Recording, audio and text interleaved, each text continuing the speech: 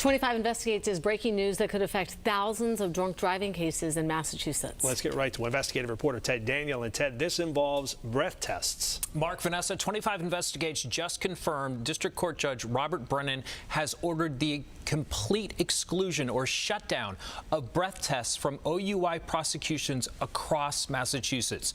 So let's put it this way. If someone's scheduled to go to court next week with an OUI charge and the only evidence against them is the breath machine, it's likely that case is going to get thrown out.